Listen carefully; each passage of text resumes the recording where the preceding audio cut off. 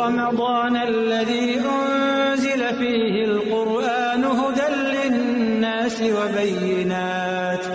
وبينات من الهدى والفرقان.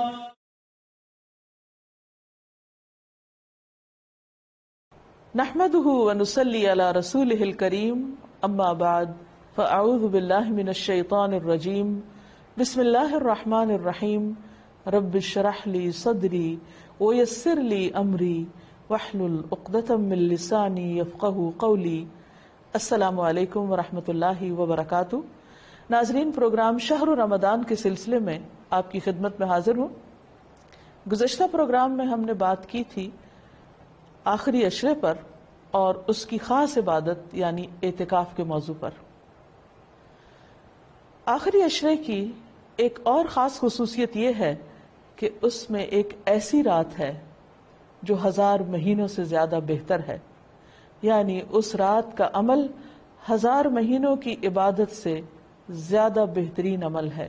یعنی ایک شخص اگر 1000 مہینے عبادت کرتا رہے اور دوسری طرف اس کو اگر یہ رات نصیب ہو جائے تو اس کی خوش قسمتی کے کیا کہنے، کیونکہ اس ایک رات میں وہ جو کچھ کرے گا وہ اس کی اس ساری عبادت سے زیادہ افضل ہوگا. قرآن مجید میں اللہ سبحانہ وتعالی نے ایک پوری سورت اس رات کے بارے میں نازل فرمائی ہے، سورۃ القدر. اللہ تعالیٰ فرماتے ہیں انا انزلناہ فی لیلۃ القدر، بے شک ہم نے اس کو یعنی قرآن مجید کو لیلۃ القدر میں اتارا. وما ادراک ما لیلۃ القدر، اور تم کیا جانو کہ لیلۃ القدر ہے کیا. لیلۃ القدر خیر من 1000 شہر، لیلۃ القدر 1000 مہینوں سے زیادہ بہتر ہے. گویا اس رات کی فضیلت اس بنا پر بھی ہے کہ اس میں قرآن مجید نازل کیا گیا. قرآن مجید سب سے عظیم ہستی کی طرف سے آیا، یعنی اللہ سبحانہ و تعالیٰ کا کلام. سب سے بہترین انسان یعنی محمد صلی اللہ علیہ وسلم پر نازل کیا گیا. سب سے بہترین مہینے رمضان میں نازل کیا گیا. سب سے بہترین رات یعنی لیلۃ القدر میں نازل کیا گیا کہ اس ایک رات کا عمل 1000 مہینوں سے زیادہ بہتر ہے. اور مزید یہ کہ تنزل الملائکۃ والروح فیہا، اس میں فرشتے اترتے ہیں، ملائکہ اترتے ہیں اور روح یعنی جبریل امین اترتے ہیں. سلام ہی حتی مطلع الفجر، یہ رات سراسر سلامتی کی رات ہے یہاں تک کہ فجر طلوع ہو جائے. اتنی خوبصورت رات، اتنی بہترین رات، اتنی خیر و برکت اور بھلائیوں سے معمور رات، کیا ہم اس کا انتظار نہیں کریں گے؟ کیا ہم اس کو پانے کی کوشش نہیں کریں گے اور اس کے لیے مزید طلب اور تڑپ بڑھائیں گے نہیں؟ خوش قسمت ہے وہ جو اس رات کی بھلائی پا گیا اور بدقسمت ہے وہ جو اس رات کی خیر سے محروم رہ گیا. اس لیے ہمیں آج سے ہی اس بات کا تہیہ کر لینا چاہیے کہ انشاءاللہ ہم آخری عشرے کی سب راتوں میں عبادت کریں گے اور پچھلے 2 عشروں کی نسبت زیادہ کریں گے تاکہ ہم اس رات میں نیک عمل کر کے اپنے نامہ اعمال کو بہتر بنا سکیں. اس رات کی تلاش میں اگر پورا عشرہ بھی عبادت کرنا پڑے تو کوئی مشکل کام نہیں، کوئی گھاٹے کا سودا نہیں، بلکہ نفع ہی نفع ہے. کیونکہ یہ رات جو خیر و برکت کی رات ہے، جس کو مل گئی اس کی خوش قسمتی کا کیا ٹھکانا. لیکن یہ خوش قسمتی اس کے لیے ہے جو اس کی طلب رکھے، اس کے لیے بھاگ دوڑ کرے، اس کے انتظار میں رہے، اس کا شوق رکھے. یہ رات جس میں فرشتے اترتے ہیں، اس کے بارے میں نبی صلی اللہ علیہ وسلم نے مزید وضاحت کی. فرمایا، حضرت ابو ہریرہ سے روایت ہے کہ ان الملائکۃ تلک اللیلۃ فی الارض اکثر من عدد الحصى، بلا شبہ اس رات کو زمین میں فرشتوں کی تعداد کنکریوں سے بھی زیادہ ہوتی ہے. اور پھر فرشتے جب اترتے ہیں تو ایک خاص قسم کا ماحول پیدا ہو جاتا ہے، ہر طرف نیکی کا دور دورہ ہوتا ہے، ایک خاص روح ہوتی ہے اس رات میں. اس لیے ہم سب کو اس سے بھرپور فائدہ اٹھانا ہے، کیونکہ ایک اچھا عمل 1000 ماہ کے عمل سے بہتر ہے۔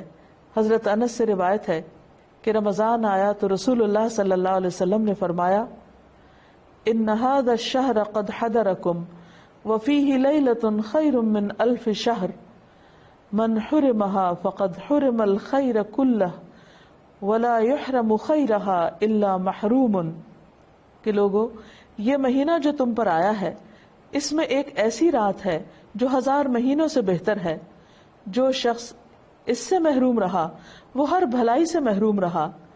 اس رات کی سعادت سے صرف بد نصیب ہی کو محروم کیا جاتا ہے، یعنی حقیقی معنوں میں بد نصیب وہ ہے جو اس رات کی عبادت سے محروم رہے، اس رات کی خیر سے محروم رہے۔ لیلۃ القدر آخری عشرے کی کوئی بھی رات ہو سکتی ہے، لیکن نبی صلی اللہ علیہ وسلم نے خاص طور پر طاق راتوں میں اسے تلاش کرنے کا حکم دیا ہے۔ ابن عمر کہتے ہیں کہ رسول اللہ صلی اللہ علیہ وسلم نے فرمایا التمسوها فی العشر الاواخر یعنی لیلۃ القدر فإن ضعف احدکم او عجز فلا یغلبن علی السبع البواقی۔ صحیح مسلم کی اس روایت کا معنی ہے کہ رمضان کے آخری عشرے میں شب قدر تلاش کرو، پھر اگر تم میں سے کوئی کمزوری دکھائے یا عاجز ہو جائے تو آخری 7 راتوں میں سستی نہ کرے، یعنی نبی صلی اللہ علیہ وسلم نے اس کو اور شارٹ لسٹ کر دیا، پہلے 10 راتوں کا بتایا، پھر آخری 7 راتوں کی طرف توجہ دلائی۔ اس رات کا قیام گناہوں کی بخشش کا ذریعہ ہے۔ نبی صلی اللہ علیہ وسلم نے فرمایا من قام لیلۃ القدر ایمانا واحتسابا غفر له ما تقدم من ذنبہ، جس نے لیلۃ القدر میں ایمان اور احتساب یعنی ثواب کی نیت سے قیام کیا، اس کے پچھلے تمام گناہ معاف کر دیے جائیں گے۔ اس سے یہ بات بھی پتہ چلتی ہے کہ اس رات کی سب سے افضل نیکی قیام کرنا ہے، یعنی اللہ تعالیٰ کے حضور کھڑے ہو کر زیادہ سے زیادہ قرآن مجید پڑھنا، یعنی نماز کی حالت میں، یا سننا ہے۔ اسی طرح اس رات میں شور ہنگامے، لڑائی جھگڑے، فضول اور لغو گفتگو سے بھی پرہیز کرنا چاہیے۔ عام طور پر ہوتا یہ ہے کہ جب لوگ مساجد میں اکٹھے ہوتے ہیں یا کچھ گھروں میں اکٹھے ہو کر اجتماعی طور پر قیام اللیل کا اہتمام کرتے ہیں تو پھر بعض اوقات تھکاوٹ ہونے کی صورت میں چائے کا دور چلتا ہے یا پھر گفتگو شروع ہو جاتی ہے، تو ہو سکتا ہے کہ وہی دعا کی قبولیت کا وقت ہو۔ اس لیے پوری رات میں انسان اپنے آپ پر خوب چیک رکھے، نظر رکھے کہ وہ عبادت کے سوا کسی اور چیز کی طرف دھیان نہ دے، اگر کوئی اور کر رہا تو اس کو بھی سمجھائے۔ اس سلسلے میں ایک حدیث ہے، عبادہ بن صامت سے مروی ہے کہ نبی صلی اللہ علیہ وسلم ہمیں شب قدر کی خبر دینے کے لیے تشریف لا رہے تھے کہ 2 مسلمان آپس میں جھگڑا کرنے لگے۔ اس پر آپ صلی اللہ علیہ وسلم نے فرمایا میں آیا تھا کہ تمہیں شب قدر بتا دوں، لیکن فلاں اور فلاں نے آپس میں جھگڑا کر لیا، پس اس کا علم اٹھا لیا گیا اور امید ہے کہ تمہارے حق میں یہی بہتر ہوگا۔ اس حدیث سے ہمیں 2 باتیں پتہ چلتی ہیں۔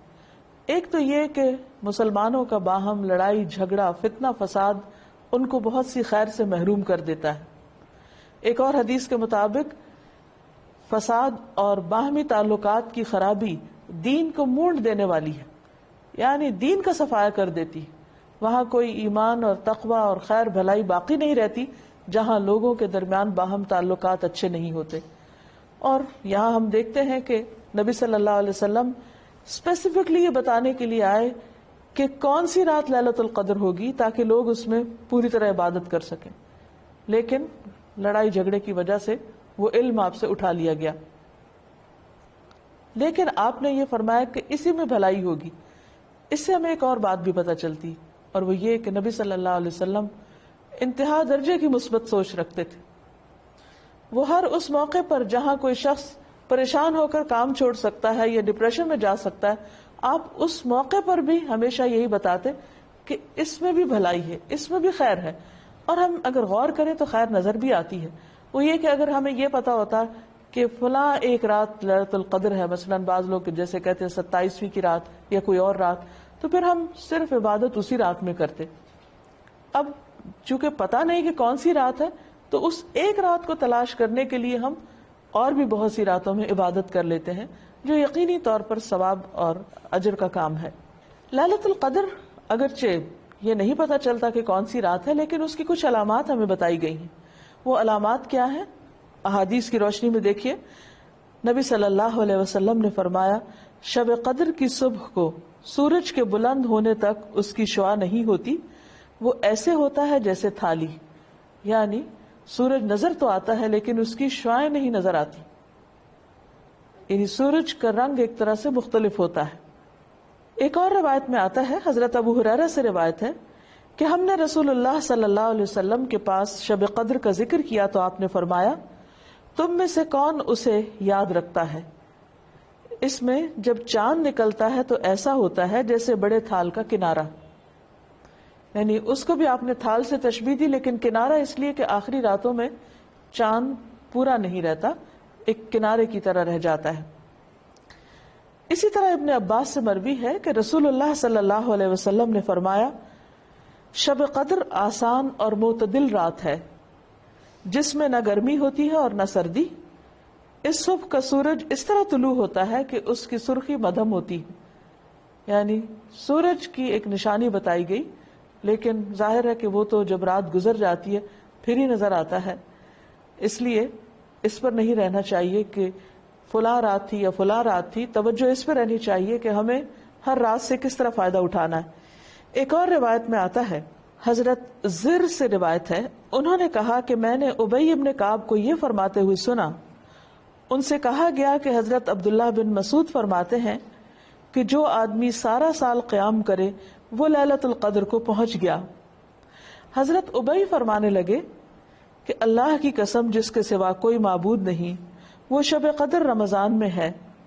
وہ یقین کے ساتھ قسم کھاتے ہیں، اللہ کی قسم بے شک میں جانتا ہوں وہ کون سی رات ہے۔ یہ وہی رات ہے جس میں اللہ کے رسول صلی اللہ علیہ وسلم نے ہمیں قیام کا حکم دیا۔ اس رات کی صبح 27 تاریخ تھی اور اس کی علامت یہ تھی کہ سورج طلوع ہوا تو اس کی سفیدی میں شعاع نہ تھی، اور یہ ہو سکتا ہے کہ اس سال 27ویں رات ہو، لیکن یہ ضروری نہیں کہ صرف 27ویں رات ہی شب قدر ہو۔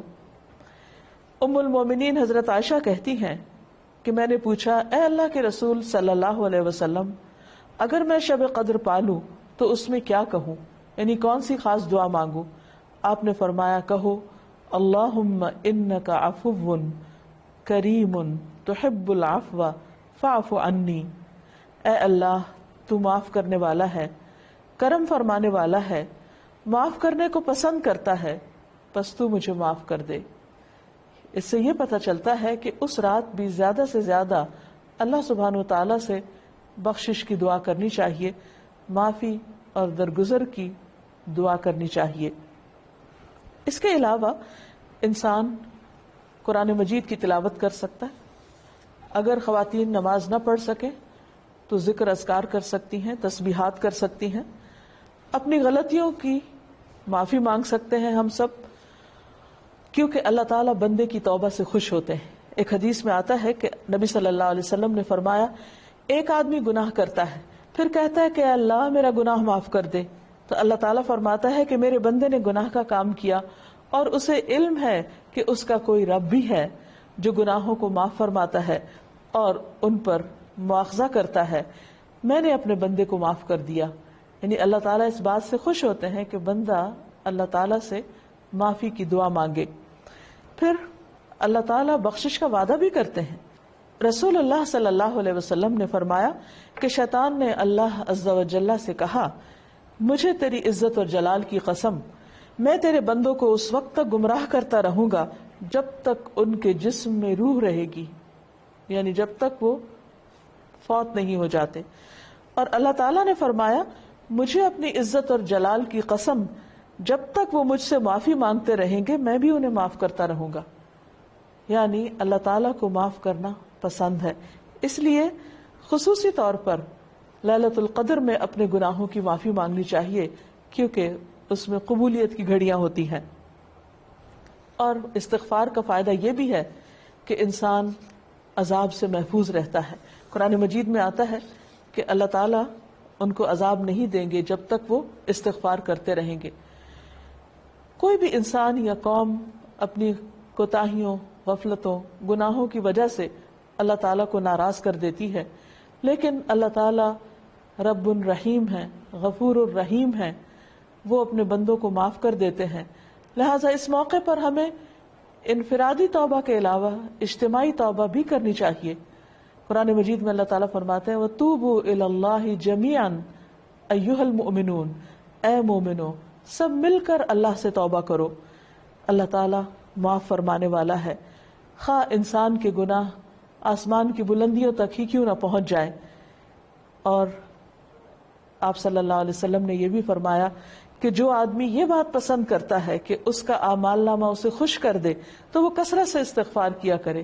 ایک اور روایت میں آتا ہے خوشخبری ہے اس کے لیے جو اپنے نامہ اعمال میں بکثرت استغفار پائے. اللہ تعالیٰ سے دعا ہے کہ اللہ تعالیٰ ہمیں یہ رات نصیب فرمائے اور ہمارے گناہوں کی بخشش فرما دے اور اپنی رحمتوں کا نزول ہم سب پر کرے. وآخر دعوانا ان الحمد للہ رب العالمین. السلام علیکم ورحمۃ اللہ وبرکاتہ.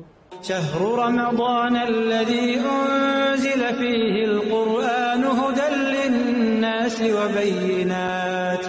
وبينات من الهدى